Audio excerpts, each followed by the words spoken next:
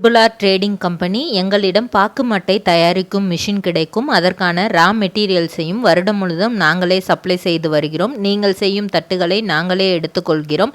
அதற்கான லோன் வசதியும் செய்து தருகிறோம்.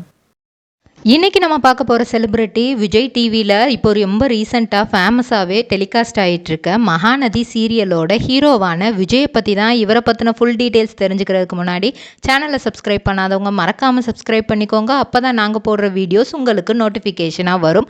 வாங்க வீடியோக்குள்ளே போகலாம். விஜய் காவேரி இப்போது பிரிஞ்சிட்டாங்கன்னே சொல்லலாம். ஏன்னா அவங்களோட அக்ரிமெண்ட் முடிஞ்ச விஷயம் ரெண்டு வீட்டுக்குமே தெரிஞ்சதுனால காவேரி வீட்டில் இருந்து பெருசாக சண்டை போட்டு இந்த மாதிரி நான் உங்களை எதிர்பார்க்கவே இல்லை, இப்படி ஒரு மனுஷனாக இருப்பீங்கன்னு நான் எதிர்பார்க்கலன்னு சொல்லிட்டு அவங்க ஃபேமிலி பொண்ணை அந்த வீட்டுக்கே கூட்டிகிட்டு போயிட்டாங்க. திரும்ப இனிமே என் பொண்ணு என் கூட உன் கூட வாழ மாட்டேன், உனக்கு 1 வருஷத்துக்கு அக்ரிமெண்ட் போட்டு கொடுத்ததுக்கு நடிச்சு கொடுத்துட்டால, அவ்வளோதான், இனிமேல் எல்லாம் முடிஞ்சிருச்சு அப்படிங்கிற மாதிரி சொல்கிறாங்க. ஸோ விஜய் நம்மளோட விளையாட்டுத்தனம் எவ்வளோ தூரத்துக்கு பாதிச்சிருச்சு, எவ்வளோ தூரத்துக்கு நம்மளுக்கே ஏமாற்றத்தை கொடுத்துருச்சு அப்படின்னு ரொம்பவே சோகத்தில் இருக்கிறாரு. அவர் ஆக்சுவலாக கம்பெனி பொறுப்பை காவேரிட்ட ஒப்படைக்கிறதுக்காக தான் நிறைய சர்ப்ரைசஸ் ஏற்பாடு பண்ணியிருப்பார். அது மட்டும் இல்லாமல் காவேரியை கொடைக்கானலுக்கு கூட்டிகிட்டு போய் ஃபஸ்ட் இயர் ஆனிவர்சரியை செலிப்ரேட் பண்ணணும் அப்படின்னு தான் அவர் பிளான் பண்ணியிருப்பார். ஆனால் டோட்டலாக எல்லாமே கொலாப்ஸ் ஆயிரும். அதுக்காக தான் அவர் ட்ரெஸ் எல்லாம் பேக் பண்ண சொல்லுவார். காவேரியுமே இவர் அக்ரிமெண்ட் முடிகிறதுக்காக தான் வெயிட் பண்ணியிருக்கிறாரு. இவர் நம்மளை லவ் பண்ணல போல், அவரோட எக்ஸ் லவர் வந்ததுனால நம்மளை சொல்கிறாரு இப்படின்லாம் அவங்களும் சில விஷயங்கள் தப்பாக எடுத்துக்கிட்டு அவங்களும் இப்போ பிரிய மனசும் இல்லாமல் அவங்க அம்மா கூட இப்போ இருக்கிறாங்க. இந்த சீரியலில் விஜயா நடிக்கிற நம்ம விஜயோட உண்மையான பெயர் சுவாமிநாதன். இவங்க அப்பா பெயர் அனந்தராமன். இவங்க ஒரு பக்காவான பிராமின் ஃபேமிலி. ஸோ ரொம்பவே ஸ்ட்ரிக்டான ஃபேமிலி தான். முக்கியமாக படிப்பு விஷயத்தில் ரொம்ப ரொம்ப ரொம்ப ஸ்ட்ரிக்டாக இருப்பாங்களாம். இவரை பலரும் பெங்களூர் அப்படின்னு நினச்சிட்ருக்காங்களாம். ஆக்சுவலாக இவரோட நேட்டிவ் அப்படின்னு பார்த்தீங்கன்னா தஞ்சாவூர் தானே. அவர் பிறந்து வளர்ந்தது எல்லாமே தஞ்சாவூரில் தானே. ஸ்கூல் படித்தது எல்லாமே தஞ்சாவூரில் தான் படிச்சிருக்கிறாரு. இவர் 1995ஆம் ஆண்டு ஏப்ரல் மாதம் 12ஆம் தேதி தான் பிறந்திருக்கிறாரு. பள்ளி படிப்பை 2012 முடிச்சிடுறாரு. அதுக்கப்புறம் கல்லூரி படிப்பை திருச்சியில் பண்ணுறாரு. மெக்கானிக்கல் இன்ஜினியரிங் ஃபீல்டு எடுத்து பண்ணுறாரு. அதுவுமே அவங்க அப்பா சொல்லி தான் பண்ணுறாங்க. கொஞ்சம் ஸ்ட்ரிக்டான ஃபேமிலி. அதே டைமில் ரொம்ப ஃப்ரெண்ட்லியாகவும் இருப்பாங்களாம். ஆனால் படிக்கிற விஷயத்தில் மட்டும் ரொம்பவே ஸ்ட்ரிக்டாக அதை எப்போவுமே அதை விட்டு கொடுக்கவே மாட்டாங்களாம். படிக்கிறதுன்னு இல்லை, நீ பண்ணிடு, படித்து முடிச்சிட்டியா அதுக்கப்புறம் நீ என்ன வேணால் பண்ணிக்கோ, நீ விளாண்டுக்கோ, அதை பற்றிலாம் எங்களுக்கு பிரச்சனை இல்லை அப்படின்னு தான் எப்போவுமே அவங்க சின்னதில் இருக்கும்போதே சொல்லுவாங்களாம். அந்த அளவுக்கு அப்பா ரொம்ப ஸ்ட்ரிக்டாக, அம்மா ரொம்பவே ஜாலி டைப்பாக, வழக்கம் போல் எல்லாரோட அம்மா மாதிரி அவங்க அம்மாவுமே ரொம்பவே ஜாலியான டைப்பு தானே. ஸோ அப்பாவோட வேலையில் ட்ரான்ஸ்ஃபர் பெங்களூருக்கு கிடச்சதுனால தான் இவங்களோட ஃபேமிலி டோட்டலாக பெங்களூருக்கு ஷிஃப்ட் ஆகியிருக்காங்க. ஸோ இவங்க ஒரு ஜாயிண்ட் ஃபேமிலி தான். இவங்க சித்தப்பா சித்தி அப்படின்ட்டு நிறைய பேர், பெரியம்மா பெரியப்பா நிறைய பேர் இருக்காங்களா. அது மட்டும் இல்லாமல் இவங்களுக்கு 2 அத்தையும் இருக்கிறாங்க. ஸோ அவங்க எல்லாரும் கசின்ஸ் எல்லாருமே இங்கேருந்து டோட்டலாக ஷிஃப்ட் ஆகி பெங்களூருக்கு போயிட்டாங்க. அங்கே மெக்கானிக்கல் இன்ஜினியரிங் படித்ததுனால பிஎம்எம்ஜி மேனுஃபேக்சரிங் கம்பெனி அப்படிங்கிற ஒரு கம்பெனியில் 1 இயர் அசோசியேட்டிவ் மேனேஜராக வேலை பார்த்துருக்காரு. ஸோ எல்லாத்தையும் எப்படி, ஏன்னா மெக்கானிக்கல் இன்ஜினியரிங் படித்ததுனால அது எப்படிலாம் அந்த டூல்ஸ் எல்லாம் இது பண்ணுறாங்க. ஸோ ஒரு செக்கிங் இது மாதிரி தான் அவர் அங்கே வேலை பார்த்துருக்காரு. ஸோ அந்த வேலை கிட்டத்தட்ட 1 இயர் நல்லாவே போகுது. அங்கே இருக்கிற ஸ்டாஃப்ஸாக இருக்கட்டும், ஓனராக இருக்கட்டும், எல்லாருமே இவர்கிட்ட ரொம்ப கைண்டாகவே இருக்காங்க.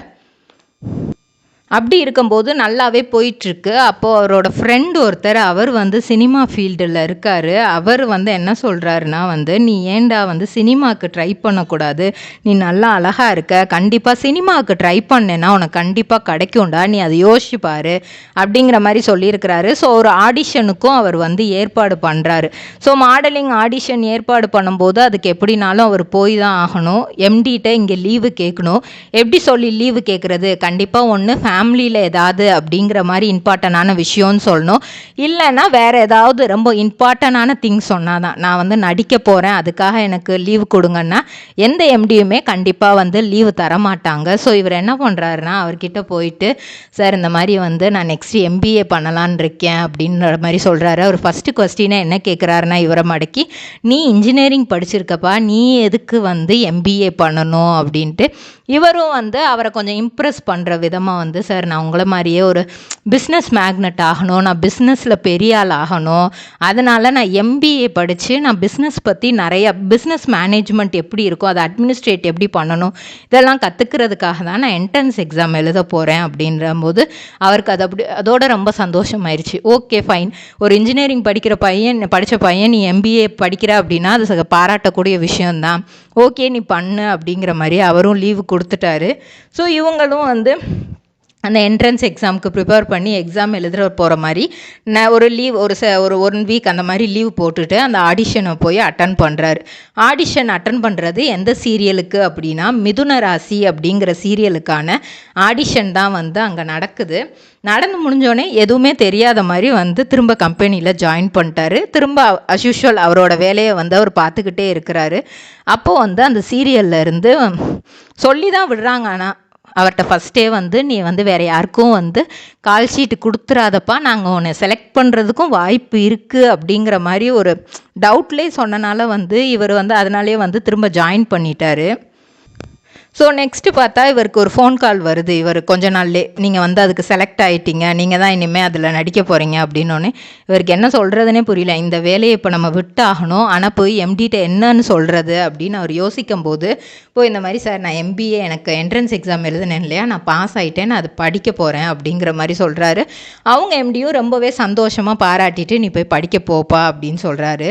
எப்போ இந்த விஷயம் வந்து அவருக்கே தெரிய வருது அப்படின்னா, அவர் மிதுன ராசி சீரியல் வந்து டெலிகாஸ்ட் ஆகும்போது அதை பார்த்துட்டு ரொம்பவே கிட்டத்தட்ட ஷாக் ஆகிட்டாராம். ஃபஸ்ட்டு அதோட அந்த ப்ரோமோ இது மாதிரி வரும்போதே வந்து எல்லாரும் கம்பெனியில் பேசிகிட்டு இருந்திருக்காங்க. பேசும்போது இவருக்கும் அது வந்து தெரிஞ்சிருச்சு. அதை பார்த்துட்டு வந்து ஆனால் ரொம்ப சந்தோஷம்தான் பட்டாராம், கூப்பிட்டு பாராட்டினாராம். இதில் என்ன ஒரு விஷயம்னா, இவங்க வீட்டை ஒத்துக்கிற வச்சது தான் வந்து இவருக்கு அதை விட ஒரு பெரிய இதுவாக இருந்ததான். ஃபஸ்ட்டு அவங்க அம்மா கிட்ட போய் இந்த மாதிரி நான் சினிமாவுக்கு போகிறேம்மா அப்படின்னு சொன்னாராம். ஒரு ஆடிஷன் கூட நான் அட்டன் பண்ணியிருக்கேன் அப்படின்னு சொன்னப்போ வந்து அவங்க அம்மா வந்து என்ன சொல்கிறதுனே தெரியாமல், இது அப்பாட்ட சொன்னால் அப்பா என்ன சொல்லுவார் அப்படிங்கிற மாதிரி ஒரு கொஸ்டின் மார்க் வச்சுட்டாங்க. அப்பா கிட்ட போய் சொல்லும்போது ஃபஸ்ட்டு அவர் கொஞ்சம் டிசப்பாயின்மெண்ட்டு தான். அதுக்கப்புறம் ஓகே நீ வந்து 1 இயர் வந்து நீ ஜாப் பார்த்த, இப்போ உன்னோட பேஷனுக்காக நீ போகணுங்கிற, ஓகே பண்ணு, ஆல் த பெஸ்ட் அப்படிங்கிற மாதிரி ஒரு சின்ன வார்த்தையில் முடிச்சிட்டாரு. ஆனால் அவர் மனசுக்குள்ளே வந்து ஒரு டவுட்டோடையே தான் இருந்தாராம், இவன் எப்படி நெக்ஸ்ட்டு என்ன ஆக போகிறான் அப்படிங்கிற மாதிரி. ஆனால் அவருக்கு அதுக்கேற்ற மாதிரி அடுத்து வந்து சீரியல்ஸ் வந்திருக்கு. நீவு நேனா பிரேமா அப்படிங்கிற நாடகத்தில் விக்கி அப்படிங்கிற ரோல் பண்ணியிருக்கிறாரு. 2019 வந்து புடகௌரி மாதுவே அப்படின்னு கலர்ஸ் கன்னடத்தில் வந்து பெங்களூரில் வந்து ஒரு சீரியல் அவருக்கு கிடைக்கிது. அந்த சீரியலும் நடிக்கிறாரு. அப்புறம் தான் இங்கே விஜய் டிவியில் காற்றுக்கென்ன வேலி சீரியலில் வந்து சூரிய தர்ஷன் நடிச்சிட்டு இருந்தார். அவரை ரீப்ளேஸ் பண்ணுற விதமாக சூர்யான்ற கேரக்டரில் நடிக்கிறதுக்கு நம்ம சுவாமிநாதனை வந்து செலக்ட் பண்ணாங்க. ஸோ செலக்ட் பண்ணி அவர் மக்கள் மனசை வந்து சூப்பராக கவர்ந்துட்டார். ஆனால் கவர்றதுக்கு ரொம்பவே நாளாச்சு. ஃபஸ்ட்டு வந்து இவர் ஒரு ஸ்ட்ரிக்டான ப்ரொஃபஸராக, ஆனால் இவரோட ஃபேஸுக்கு அது வந்து செட் ஆகவே இல்லை.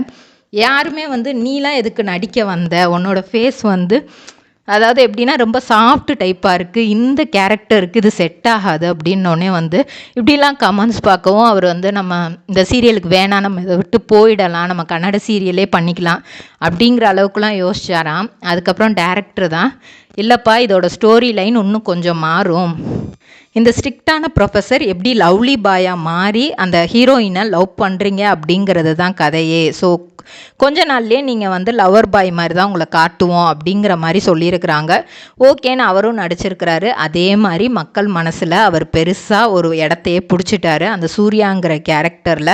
அப்படி நடிச்சிட்டு இருக்கும்போதே ஒரு கட்டத்தில் அந்த சீரியலை முடிக்க வேண்டிய சூழ்நிலை. அதுக்கப்புறம் வந்து அப்பயே வந்து அவருக்கு வந்து மகாநதி சீரியலில் வந்து ஒரு கேரக்டர் அந்த தாத்தாவோட பேரனாக நடிக்கிற கேரக்டர். அது மட்டும் இல்லாமல் அவங்களோட காவேரியோட எதிரியை அடிக்கிற மாதிரி ஒரு சீக்வன்ஸ் ஒரு ப்ரோமோவில் காமிச்சிட்டாங்க. ஸோ அதுக்கப்புறம் என்ன மாதிரி கேரக்டரில் அவர் வரப்போகிறாரு, கெஸ்ட்டு ரோலா அப்படின்னு யோசித்த மக்களுக்கு இவர் தான் அந்த சீரியலோட ஹீரோவே அப்படிங்கிற அளவுக்கு அவரை இன்ட்ரடியூஸ் பண்ணி வச்ச விதம் அந்த சீரியலில் ரொம்பவே நல்லா இருந்தது. ஆனால் ஃபஸ்ட்டு நிவீனை பிரிக்கிறாங்களே, நிவீனையும் காவேரியையும் பிரிக்கிறாங்களே அப்படின்னு சொல்லிட்டு நிறைய பேர் டிசப்பாயின்மெண்ட்டில் இருந்தாங்க. ஏன்னா மக்கள் மத்தியில் நெகட்டிவாக தான் இது போச்சு. இது என்ன ஒரு அக்ரிமெண்ட் இதாக போதே அப்படின்ட்டு. அதுக்கப்புறம் 2 பேரோட லவ் கெமிஸ்ட்ரி ரொம்பவே சூப்பராக செட் ஆகிடுச்சு. இப்போ ஆனால் 2 பேரும் பிரிகிற ஒரு சூழ்நிலை. ஆனால் கண்டிப்பாக பிரிகிற மாதிரி கொண்டு வர மாட்டாங்க. இது விஜயோட அக்ரிமெண்ட் மூவியில் எப்படி விஜய் அதுக்கப்புறம் பேசி கன்வின்ஸ் பண்ணி சேருவாரோ அதே மாதிரி இதுலேயும் ஒரு கன்வின்ஸ் பண்ணுற மூமெண்ட் டைரக்டர் கண்டிப்பாக வச்சுருப்பாரு அப்படின்னு மக்களும் எதிர்பார்க்குறாங்க. இதே மாதிரி பல செலிப்ரிட்டிஸோட பயோகிராஃபி தெரிஞ்சுக்கிற சேனலை மறக்காமல் சப்ஸ்கிரைப் பண்ணிக்கோங்க.